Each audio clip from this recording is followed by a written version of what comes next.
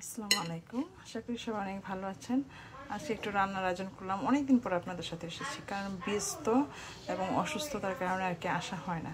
আজকে আপনাদের সাথে Thanksgiving Day chilli chicken share করব। হ্যাঁ, এই ছোটো পাতিলটা কিনেছিলাম। আলবির আপু বলতো তুমি খেলনা কিনে নিয়েছো।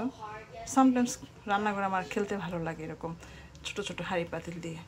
ছেলে মেয়ে আজকে বলে ওরা নাকি কিছুই খাবে না। খাবি না তো ছোটো পাতিলে আমি রান্না করতেছি, বন্ড স্বাদু। মেয়ে এসে বলে মাম্মি স্মেল সো গুড। তো আমি বললাম তো রান্না খাবি না তো রান্না করব কেন, স্মেল গুড বের হয় কেন।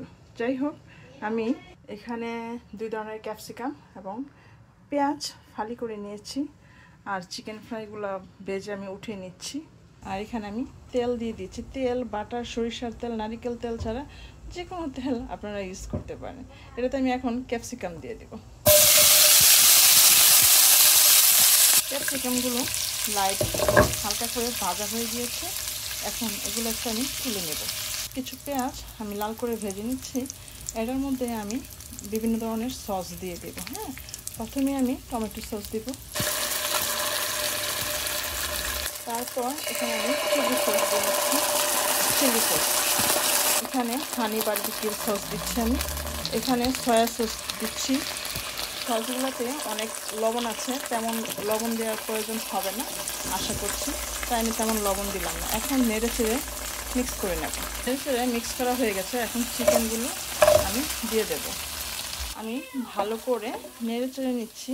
এখন আমি ভেজিটেবলটা যেটা ভেজে উঠিয়ে রেখেছিলাম সেটা আমি দিয়ে দিব। ভেজিটেবলসটা আমি ভেজে উঠিয়ে রেখেছি যাতে ক্যাপসিকামের একটা হালকা গন্ধ যাতে না লাগে, সে কারণে। ঠিক আছে, এখন ক্যাপসিকামগুলো আমি দিয়ে দেবো এখানে।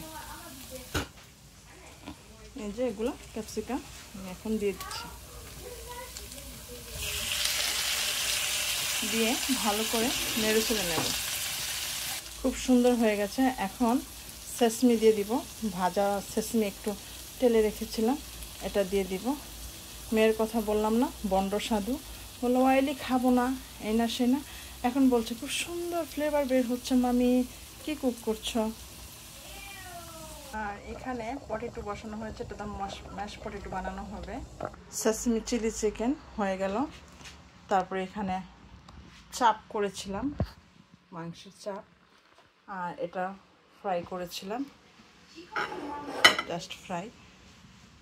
এগুলি কিন্তু কিছুই আমি খাবো না, খেলে আমার হসপিটালে যেতে হবে। আমি হয়তো ফ্রুট খাবো, ভাত একটু খাবো, এই কারণ খাওয়া দাওয়ার রেস্ট্রিকশন করে ফেলছি, অনেক প্রবলেম হচ্ছে শরীরের, এই আর কি। তো ঠিক আছে, কেমন লাগলো শর্টকাট একটি রেসিপি অনেক দিন পর আপনাদের সাথে। সবাই আশা করি ভালো লাগবে। সবাই অনেক ভালো থাকুন, সুস্থ থাকুন। আসসালামু আলাইকুম।